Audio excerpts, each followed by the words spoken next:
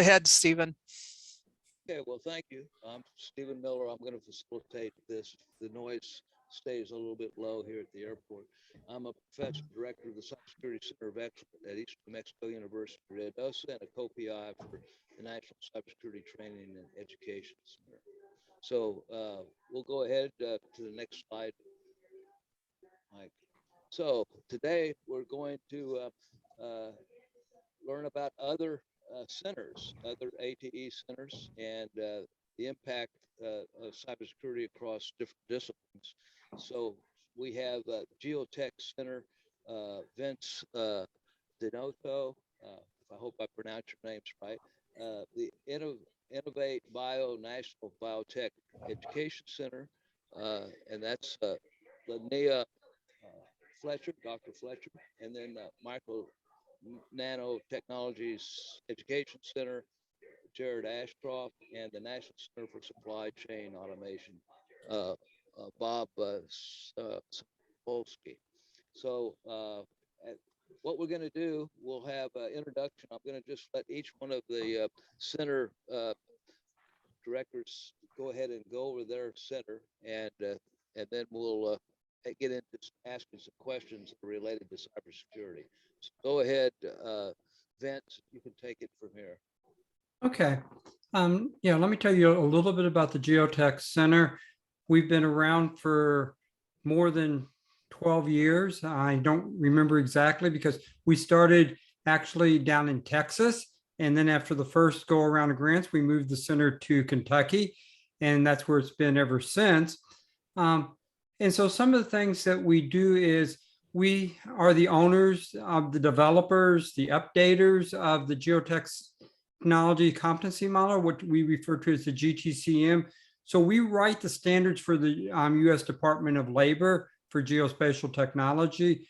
And therefore, all the stuff that we develop, we try to relate back to the standards for obvious reasons and things.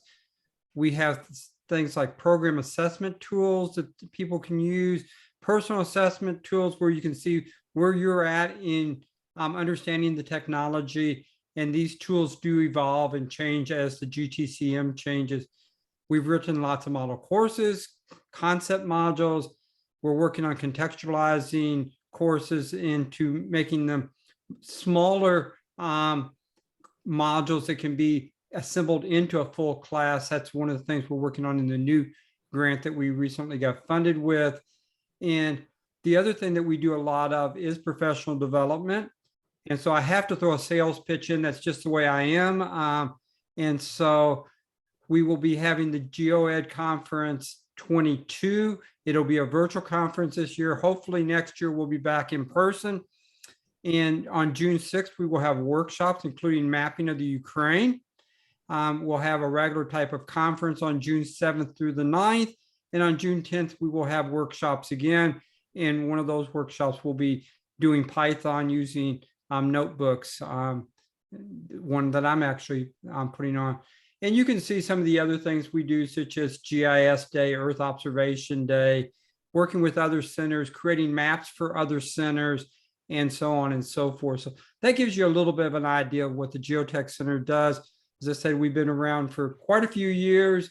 Oh, and I do need to call, thank you for changing slides for me.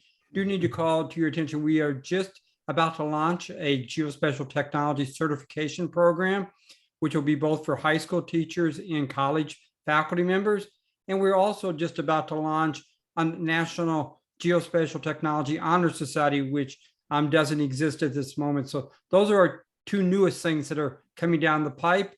And we have been funded for additional years. So we will still be around, and please visit our website if you need additional information.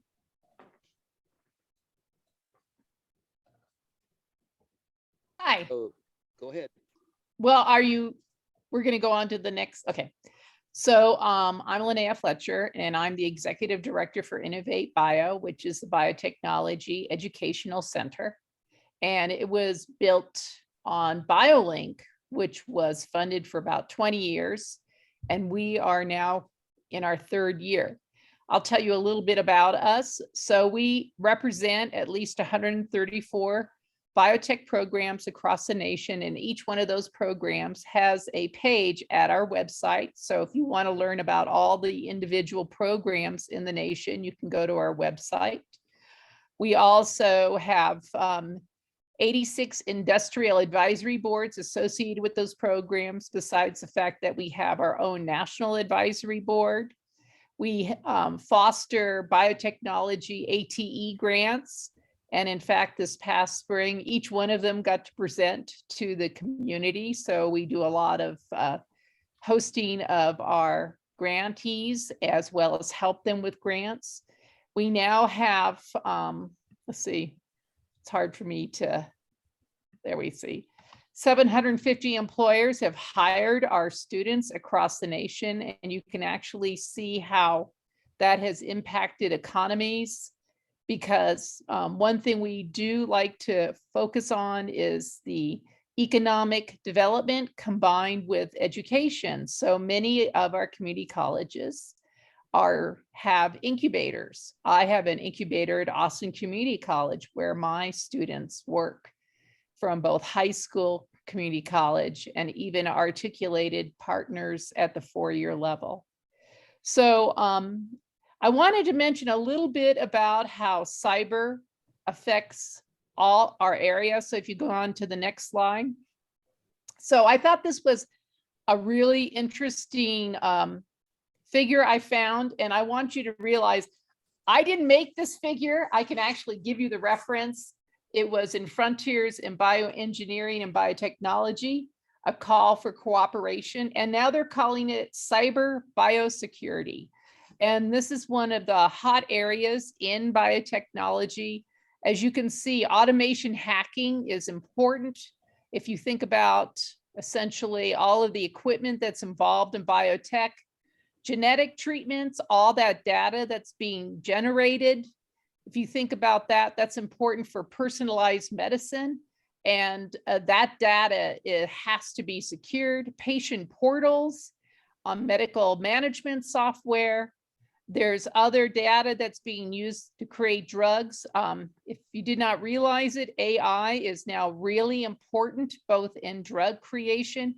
And if you think about it, a really easy one to think about is Leica, which is a company that is involved in microscopy, is now digitizing all the slide images, like for example, from tumor biopsies. Not only are they using AI, but they now hire cybersecurity people to essentially to protect this data. And then digitized medicine is really important. Pathogen tracking, this has really become important as a result of the pandemic. So another area that's important for cybersecurity, and system integrity. So I just wanted to give you some examples. Now, what could be discussed? Next slide. Really quick. Oopsie. One thing's for recommendations for collaboration. I have already started to identify industry partners, and I think we need to identify competencies and any gaps that go into the training of technicians in this area, and then provide professional development. So I see a lot of possibilities for collaboration. Thank you.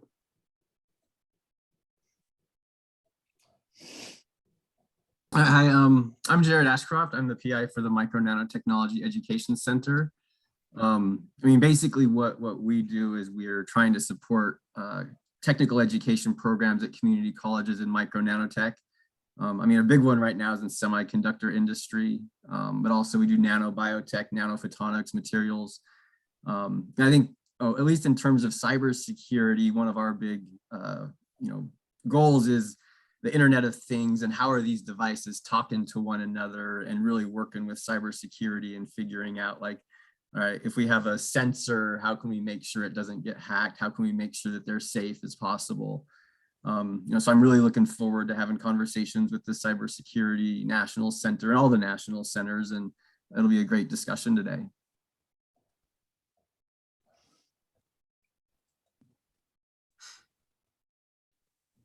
So good morning, everybody. I'm Bob Sampolsky. I'm one of the original co-PIs on the National Center for Supply Chain Automation.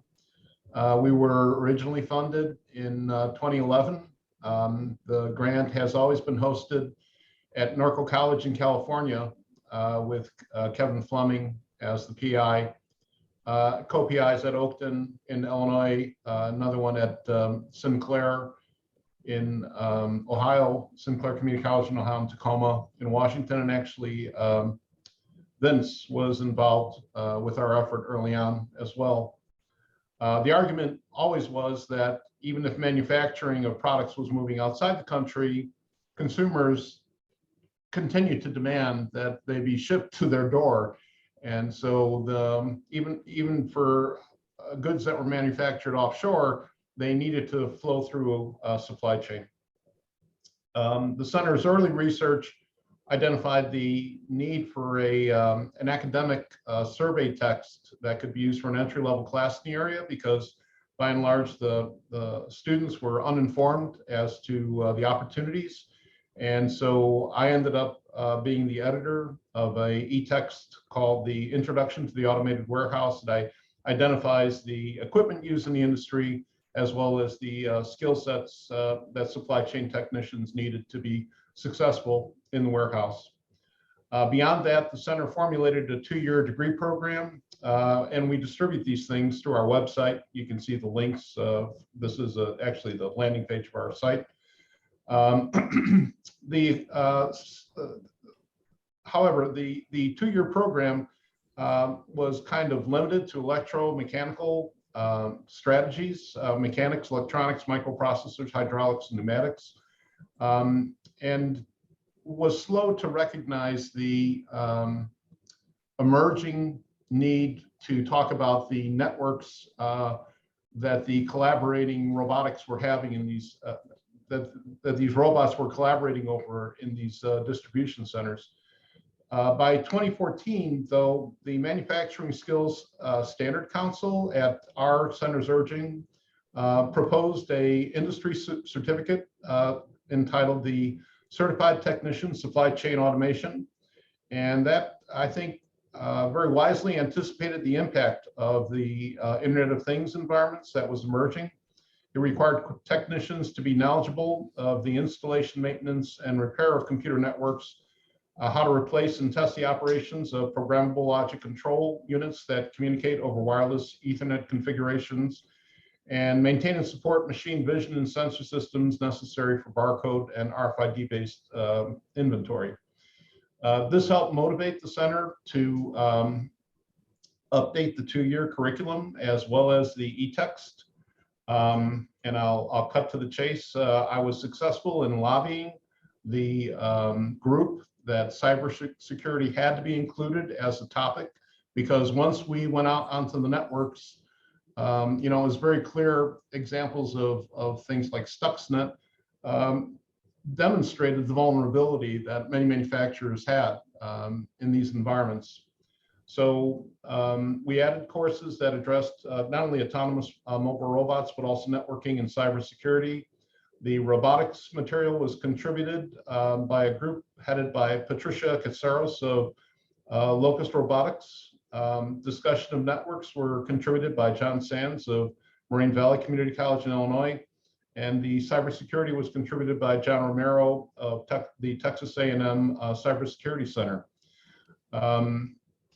The center is currently in a no-cost extension year, and they're trying to find new ways to continue to support the industry. I'll be sharing information about the, if you're interested in more, I'll be at the High Tech 2022 conference in Utah during July, sharing information about the new e-text as well as the instructor's manual.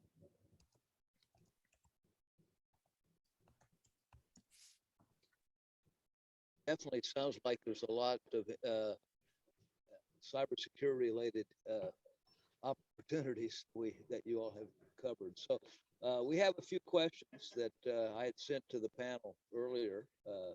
So we'll start with the first one, and I guess we could kind of go down the line.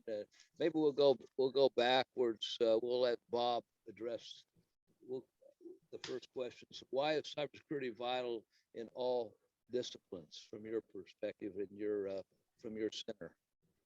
Well, I think our reliance upon technology only increases as we proceed. Historically, I come from an era of mainframes, and we were always able to rely upon the vendor to take care of, securing the mainframe. And if the mainframe was not infected, effectively, none of the users were, because we were typically sitting in front of a dumb terminal. As we moved into a client server strategy and things became heavily networked, relying upon one vendor is no longer viable. We have to educate all the users on how to protect not only themselves, but also, the networks that they travel. So as we adopt more technology in all of these fields that we're involved with, the punchline seems to be that we're so excited that it works. We tend to think of security as an afterthought, and it's great that it works, and it's great that it's reliable. Things are always, far more functional than they used to be. But if security is always the afterthought, then we're always playing catch up. And I think that putting it in the forefront of all of our work as we embrace more technology in our fields is a good pathway to the future. Good information. It's kind of like safety. That's my motto. If I used to work in a factory, that's how I got my supply chain experience. And the poor safety habits of one employee threaten the safety of every employee. And I feel the same way about cybersecurity. The poor cyber hygiene of one employee threatens the cybersecurity of every employee. I would add, I mean, there are commonalities in cybersecurity that apply to all disciplines, but then there are some techniques and so on that have to be customized for the particular discipline. So for instance, if we're talking about an environment that has PLCs and other things like that, you can't use your typical IT practices when it comes to maintaining that network. So that's another reason. It's vital to all disciplines, but it's not the same in all disciplines, I think is what I'm trying to say. Good point. So we'll go to Jared. You want to address that? Why is cybersecurity vital in all disciplines from your perspective? So I think one, especially looking at it from technical education and technical workforce, I mean, a lot of the people that we're graduating are going to be going into industries that they probably don't want their information out. They probably want to make sure that someone can't access from the outside IPs, properties.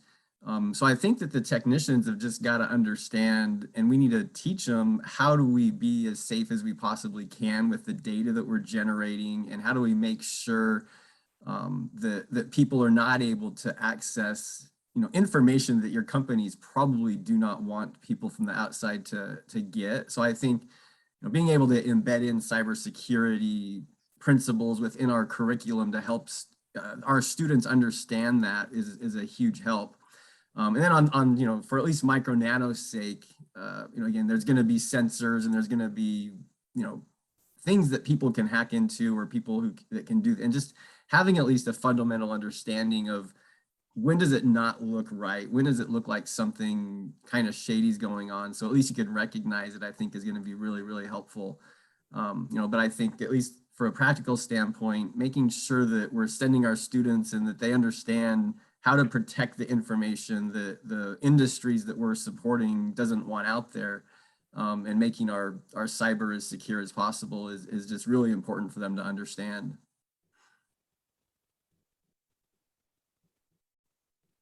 Important. We had a question in the chat. We'll address those in just a few minutes. I'll give Linnea, you want to attack this question? Sure. So I gave you examples of how it's covered in biotechnology. As you can imagine, cybersecurity, or as now some of the individuals in my area like to call it, cyber biosecurity, has only increased as a result of the pandemic. And many of the grant possibilities that we are now going after, guess what? They come out of the Department of Defense.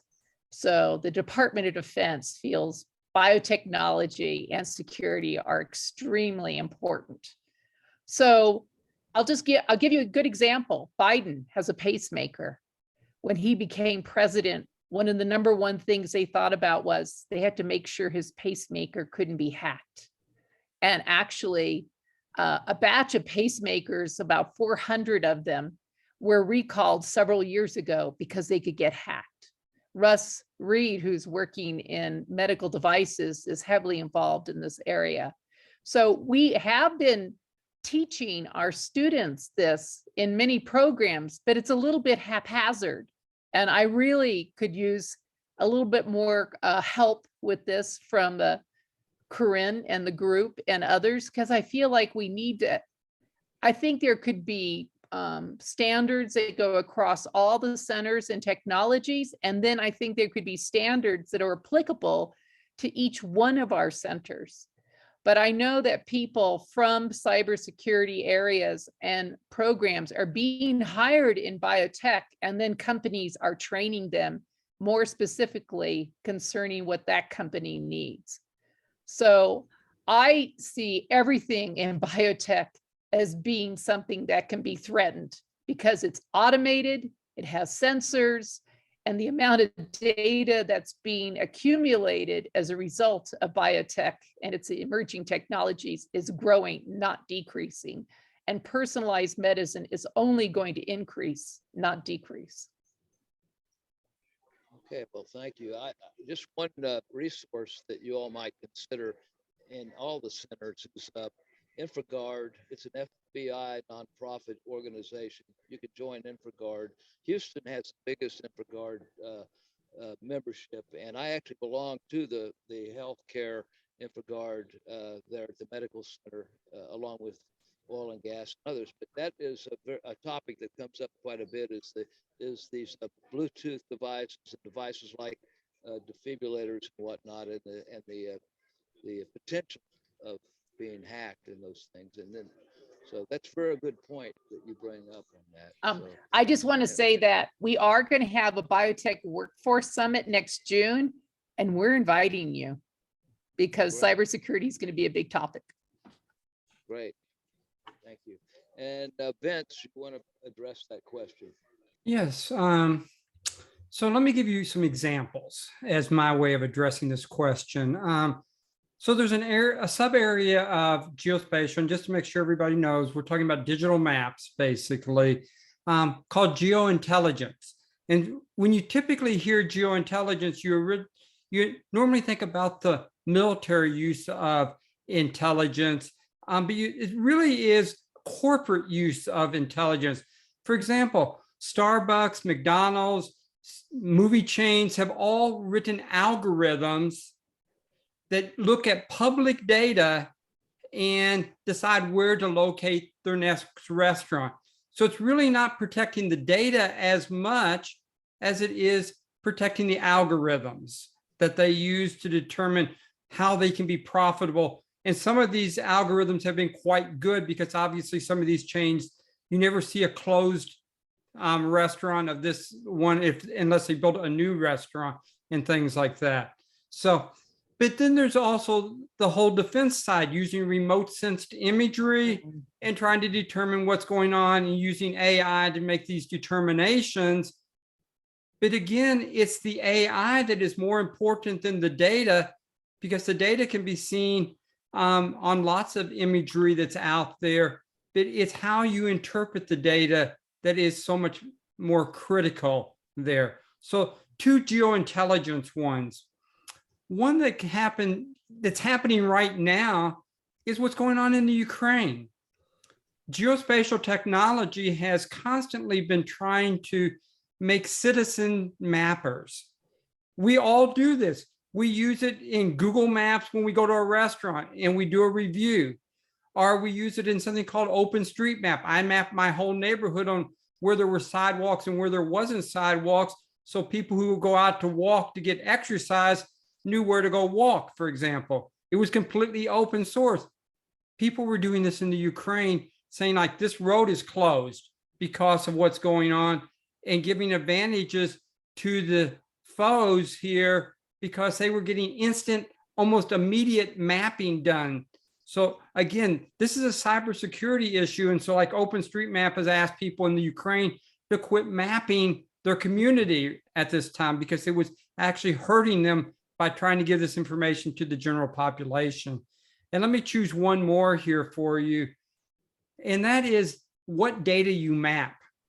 So if I'm doing a map of the United States and putting dots on it, you can't identify me. And if I click on that dot, I want to make sure there's nothing in that pop-up that identifies me. But a lot of people, if I scroll in, zoom in, all of a sudden I get down to the street level and that dot's still there. And now you have mapped my position. I can get the address. I just dealt with one where they were putting phone numbers out. By clicking on a dot, it gave the person's phone number. And this is all cyber, because we work in a digital age in geospatial technology. And so these are 4 examples of how we need to be careful on what is put out into the general population and how we protect it with databases and so on and so forth. We're going to get to these questions that come up in the chat in just a few minutes, but let's go ahead and try to get through these other 2 questions, and then we'll go to the Q&A. So what cybersecurity topics need to be taught across disciplines? So you want to address that one, Vince, start with? We'll just go back the other way. I think we need to make sure our geospatial technologists understand what's going on there. So one of the things that's occurring right now is a lot of field data collections being done. And what do we use as a collecting device? We used to use these precision GPS units, and we brought them back in and downloaded the data. But today we do things just in time. So I'm using my cell phone now as my data logger. It gives me accuracy enough. I don't need centimeter accuracy when I'm trying to find a building, or if I'm trying to find a historical marker, or I'm doing environmental research. I don't need centimeter accuracy. So my cell phone works just fine. And we like just-in-time data. So when I click submit, that data point goes onto a map that anybody in the world can see. So one of the things is, how do we protect data as it is being transmitted from one site to another to form these just-in-time maps? So that's something that to me is an across the discipline type thing that we need to understand the big picture on data collection, field mapping, we would refer to it, and things. So I'll just use that as one example.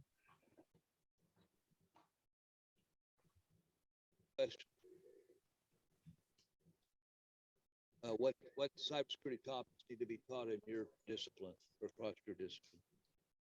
Dr. Fletcher. You know, that's a good question. So I have to admit, at this point, I've relied on a lot of cybersecurity information being taught as in relationship to how the school. And I think that's what biotech programs across the nation are doing. Since cybersecurity has become very important to individualized school, we all have to go through training, and we are relying on them and the fact that we're using the networks at the school and their security systems. And also we teach safety, laboratory safety, and we teach any of my students who have to go work for a company in an internship. Yes, they have to sign confidential agreements. But like I mentioned, I feel like everything actually we do at this in my program mirrors what's going on in industry, or should. And right now it's not, because now I'm finding out more and more what they're doing to address cybersecurity, and I am not keeping up with it.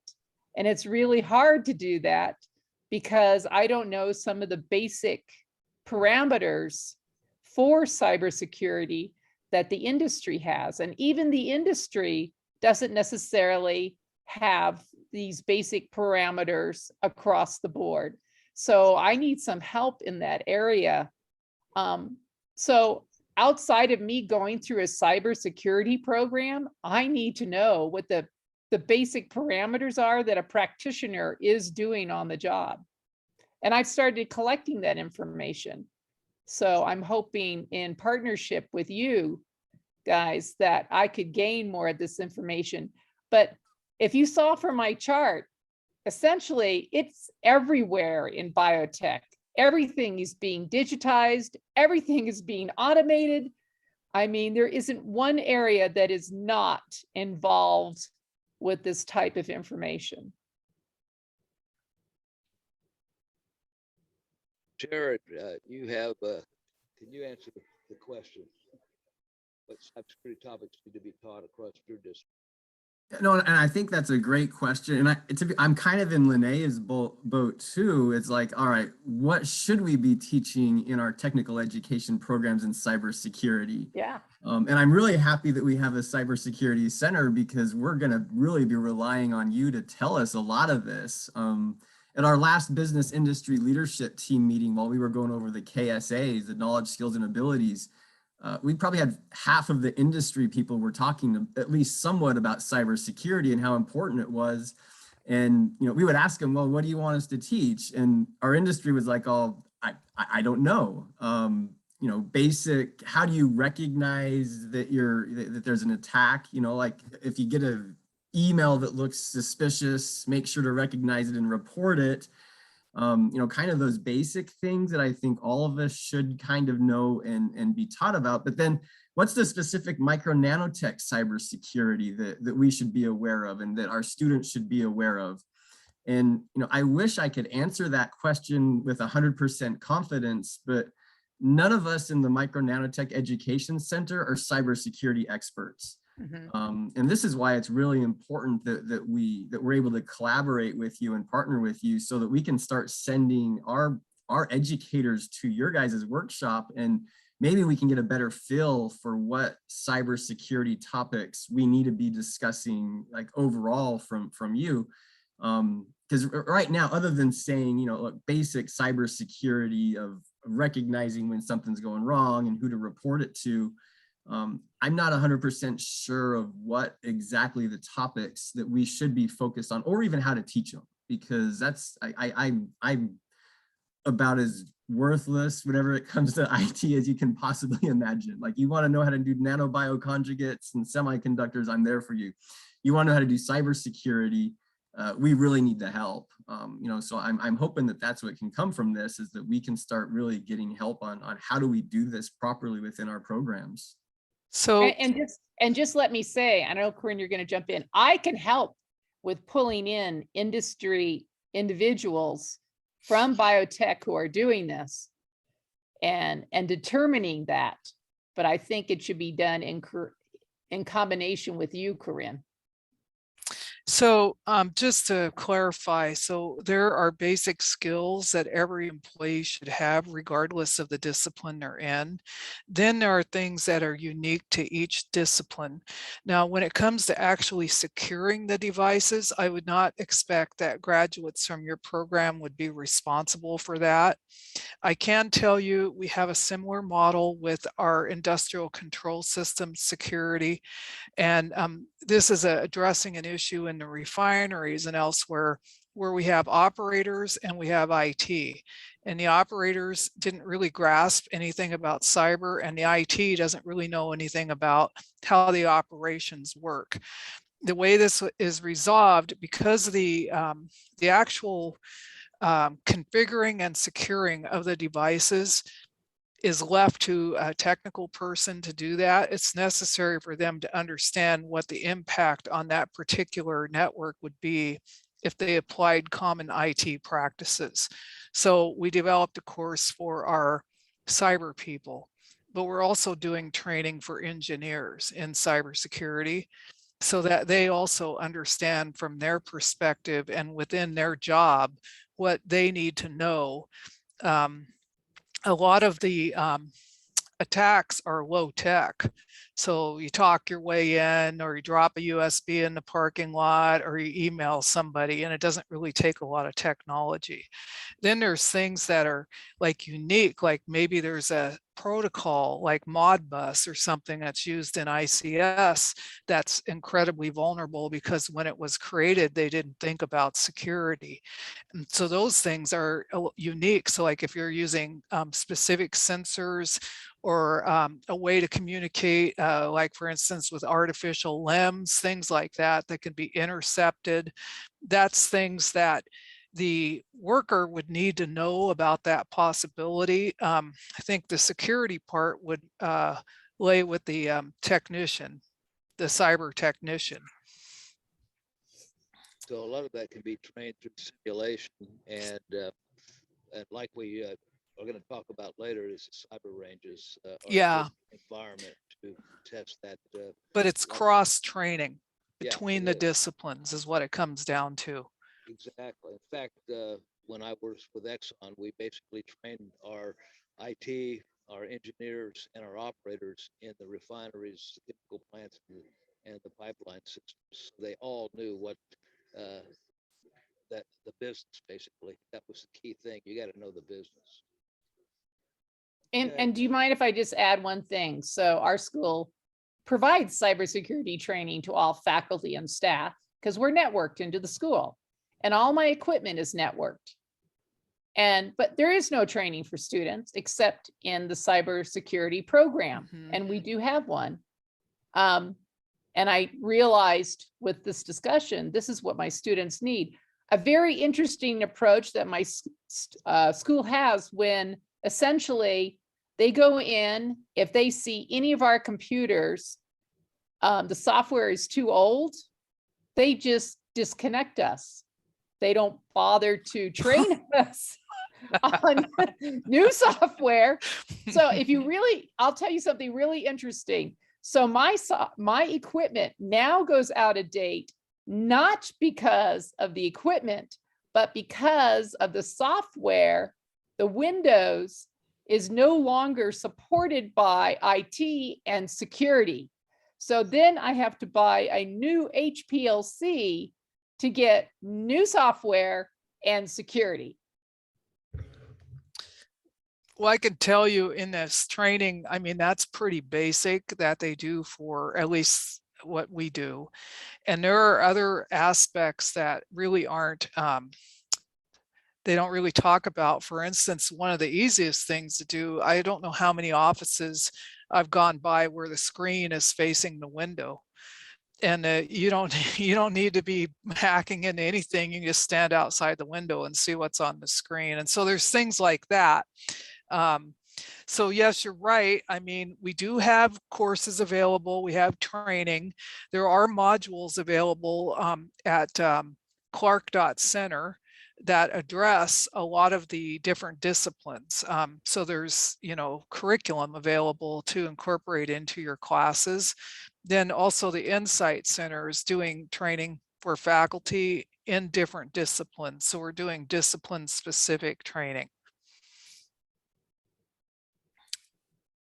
I didn't get a chance to let Bob answer that question. So do you want to answer that? What cybersecurity topics need to be taught across your discipline? Sure. As I think of the entry-level students coming into our program, they're not interested in like earning a cybersecurity certificate, and their level of networking usually has to do with their phone. So a lot of them respond well, I think, to case studies, and I think that the topic can be introduced to them if they're made aware of the major hacks that have happened, and more importantly, how they happened in a roundabout way. So I think of like the Target hack, where millions of credit cards were lost because of an HVAC service unit. They don't necessarily make that leap. And if you look at how they work in their social media environments, I think there's the topic of the value of information needs to have a bigger role in their curriculum. What should remain public, what should remain private, rather than pasting it up on bulletin boards. you know, if you give up a piece of data to somebody who asks for it, it's appropriate to ask how long they're going to hold on to that data so that it isn't perpetual. You know, I think helping them understand the role that they have to control that is not only good for them, but it's also good for our industry. Okay, that's great. I don't know if this question on how could cybersecurity education expand all disciplines. I think we've kind of touched on that, but do any of you want to just chime in on that, and then we can kind of do some Q&A with our members? Let me just make a couple comments and sort of go along with what Bob just stated. I think one of the ways to bring it into the different industries, cybersecurity, is by contextual examples or contextual problem solving. So like if I have a case study where we're looking at a specific issue, to bring the appropriate amount of cybersecurity in to that example would be the way I think the students will learn the best. Instead of just trying to teach a topic outside of their discipline, contextual examples is what I would recommend, and that we really need to work together on small teams on developing these type of examples. I totally agree. We need more examples. I can tell you, Vince, the biohacking of pacemakers, that was a great example for students to realize the value of this. Yeah, I think that's fantastic. In fact, you know, a lot of our curriculum, we use actually a medical facility in one of our business continuity disaster recovery classes, for example, in our risk assessment class. So they have to basically take what would happen in that particular environment and that type of a business. And then we do different ones, of course, some in refineries, pipelines, and whatnot. But I think that's good. And so you all can give us the expertise on how those different your different categories of business works, and then that would help our students have a better understanding too. Because to me, the key thing is you have to know the cybersecurity, but like Corinne mentioned earlier, they have to know the business, how that works, or you're not going to have a real secure system. It takes the entire team to work that environment. Yeah. Anybody else want to comment on how can cybersecurity education expand all disciplines? I think that one thing that would be helpful is to get industry in the room with like the Micro Nanotech Center and with cybersecurity at the same time, and sort of like just get industry in a way leading the discussion. You know, like what exactly do you want semiconductor industry X in terms of cybersecurity? And that way it's industry driven education, and they're sort of helping us guide us exactly what they want in this. Since they're really are the people who should be driving our curriculum anyway, in a way. And they could provide examples. Yeah. I feel as we rely upon all these tools within our different curriculum, it would be helpful if there were some sort of metric to understand how vulnerable we are. I mean, I recognize that a vendor isn't interested in advertising how vulnerable its product is, but you know, if we had better knowledge about the vulnerability of the tools that we buy for our programs, it would help us prepare our students to recognize an unsafe area to go into. Yeah, we could definitely kind of work that out. For example, I mean, we actually doing risk assessments can help identify those vulnerabilities, plus penetration tests. And we mentioned cyber ranges. So let's go on to the member Q&A. And Eugene Vasterman has his hand up. So go ahead, Eugene. Unmute yourself and you. Hi, Eugene Wasserman, Kansas State University. This is part shameless plug because I've had experience with this, but an observation is that not only industry, but regulatory agencies for particular fields are very important to engage. Some of them are better at knowing what they expect in terms of security, and some of them are worse. Not saying which one this particular agency falls into. I've had some firsthand experience with FDA and security. And that was before the FDA thought it was cool when they hired Kevin Fu. So if anyone wants to connect to talk about medical devices, regulatory policy, industry, and the FDA, I'm happy to do so. I will be contacting you. I teach a Wonderful. regulatory. Okay, I don't know, there's several questions that came up in the chat. I don't know, Corinne was answering most of those, but is there? Can I just say one thing? One example, contextual example is a great idea. Maybe ATE could fund a conference of students and faculty could develop these in real time. I think that's a good idea. Mhm. It is. It's a very Agreed. good idea.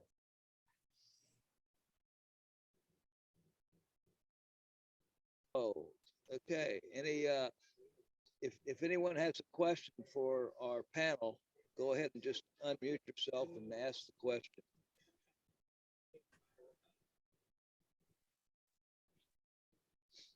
There's lots of good comments in the chat that we'll probably have to go through after this session and try to follow up with a plan, Corinne. I think that with the other centers, there's a lot of opportunity here, that this is very exciting to me.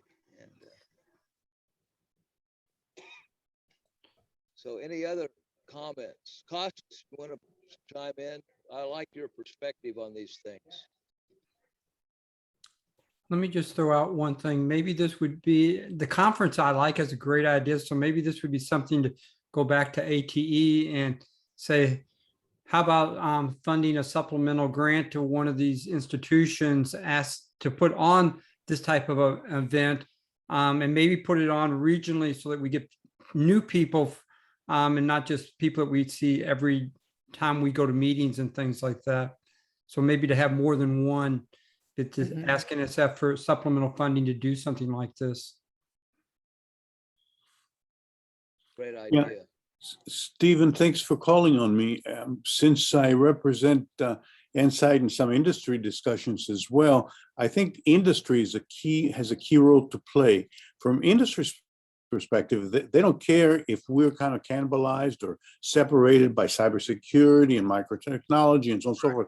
They just have a problem. They have a product, they have a service. They want to make sure that it is a good one. So as a consequence, it could be that in addition to an ATE sponsored event where students and faculty could co-develop and co-produce some of these contextual examples, we could develop some kind of a shared voice towards industry in general that says, look, your products more and more are increasingly digital. Corinne put a comment on the chat regarding this. Let's have a discussion about the impact of cybersecurity, good practice, if you will, in the design, in the conduct of, in the operation of your services or your products, with a special niche look at cybersecurity. And I think NCyTE is a great foundation for the cybersecurity part, but all the partners that have been spoken this afternoon are exactly on target in terms of the discipline that they represent, whether it's nanotechnology, whether it's GIS and so on. So that's a second thing, an industry-focused event, which would unite, if you will, the academic side around the particular threat, which is cybersecurity, but in the context of a discipline. Thank you. Anyone else have? I don't know if Corinne, are you still on? Yep, I'm right here. Okay. I was just wondering if there's a way that the centers could get together, you know, as a follow-up to this, just to kind of brainstorm where we ought to be going. Yeah, we do meet, several of the people on here, we do meet regularly. And I do think it would be a good idea to have like, let's see, what would you call that? It's not a summit of the centers, the center summit. Yes, let's have a center summit and try to work all this out. Yeah, there's a lot of, synergy here, and it would be a shame to waste if we don't get, a follow-up on this. And we do, I mean, and that I would expect to bring our co-PIs in on that. You know, Sure. Well, Cal and- State, San Bernardino, and Embry-Riddle and Moraine. Right. So they all know John, a lot of them know John Sands already, and of course, are from Krager. He's already doing some stuff like the supply chain and marine security and other critical infrastructure type sector security. So that's a Yeah, key but thing. what I'm hearing is there's a need just for basic security knowledge for every employee that comes into. So like the students are going through the programs, but aren't really getting any training on just basic cybersecurity practices they should take onto the job. Is that correct? Along with the technical aspects. So, I mean, that's what I'm hearing. Yeah, I think you're right. So yeah, so that's something that they could leverage our center, because we do have a lot of basic security functions, but we could help them put together something for. Well, we have that cybersecurity essentials course that is now at Cisco, and that one's free. That's Skills for All. Right. And that one was developed, John Sands, I think he took our junior ROTC Academy material and converted it to that. So that's an easy way to introduce your students to cyber. But yeah, we need to talk about it after this meeting. That's exactly Is there a what link you could post to to chat? Sure. A link. Yeah, Corinne, I would add that there are two themes that are very strong this morning's discussion. One is the basics for all students to understand cybersecurity as a personal trait. The other one is the impact of cybersecurity in the industry that the centers are actually serving. The industry itself not only has this worker concern, but also the discipline itself has cybersecurity concerns. And there may be some interesting discussions on that as well. So I'd say it's a twofold thing: the worker, the basics for the worker, and the impact of cybersecurity on the industry itself. So we have a few more slides if we want to Yeah, go through some of. I just want to thank the panel for attending this and helping this get kicked off. I think it's going to be generate a lot of extra activities that are going to be beneficial to all of our centers. And so I thank you. And let's go to the next slide and let Mike, I guess, let you take this over if you want. Well, one thing that we've been talking about, Stephen, or Corinne might want to expand on this, but we just opened up our Cyber Range Center in the collaboration with a local company, Anvil. So it is an opportunity for community college students to work with industry directly and build out, actually get hands-on experience, and for the industry to see what our community college students are capable of doing. But Stephen, so this is an example of a collaboration. Anvil does engineering, and they work in refineries and things like that. And they need their engineers to understand cybersecurity. Meanwhile, our specialty at Whatcom is industrial control systems security, which includes working on the same types of specialized equipment like programmable logic controllers and things like that, and securing them on the network, and also, learning about the vulnerabilities and the practices that you have to use when you're working around that kind of equipment. So for instance, a common practice in a corporate network is to deploy a patch across the network when there's an update. Well, if you do that in an industrial network, you can easily bring the whole thing down.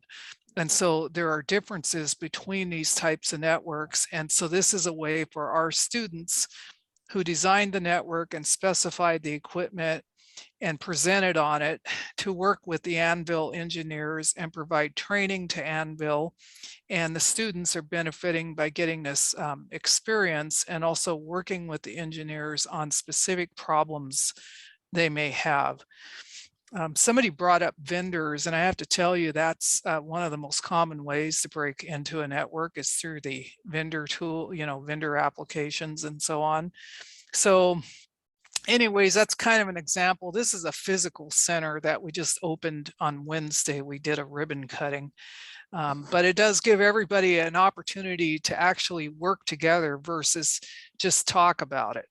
So they can really see like what are the problems you're facing and what is it that you don't know about cyber that you should know in your field in order to keep the company more secure.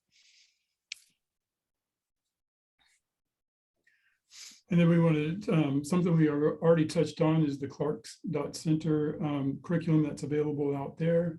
I know we only have a couple minutes left. I've also talked about the faculty development academies that we're hosting this summer. These are for cyber and non-cyber. This is a great way for non-disciplinary faculty interested in expanding their knowledge in different disciplines. So it's not just limited to faculty who have cybersecurity background. Wow. We also are offering free program development workshops for universities or colleges who are looking to get the CAE designation.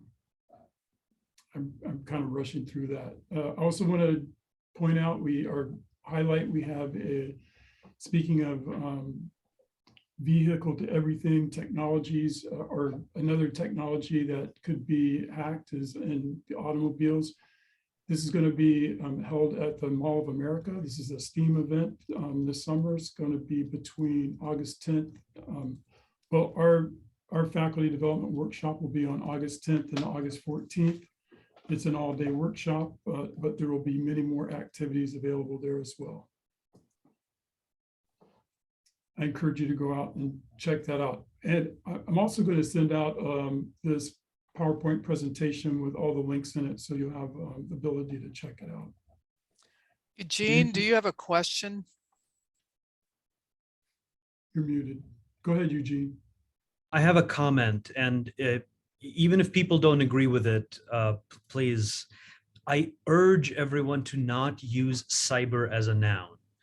As a prefix, it's doubtful, but as a noun, it means different things to different agencies. And I know this because I once had a conversation where it took a half an hour for me to determine that we're not speaking about the same thing, and another 15 minutes to figure out what it is he meant by cyber and what it is I meant.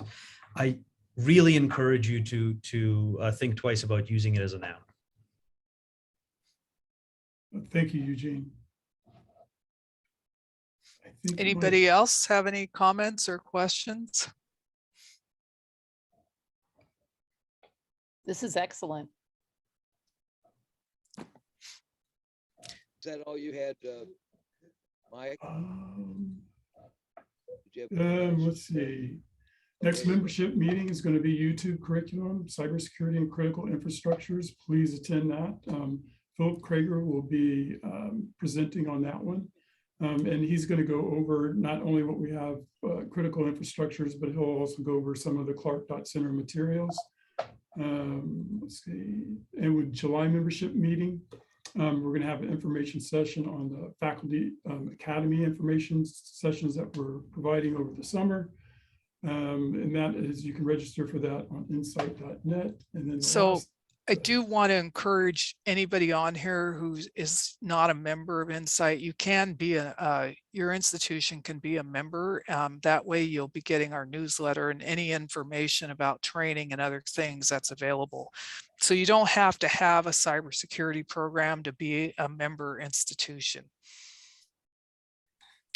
Okay.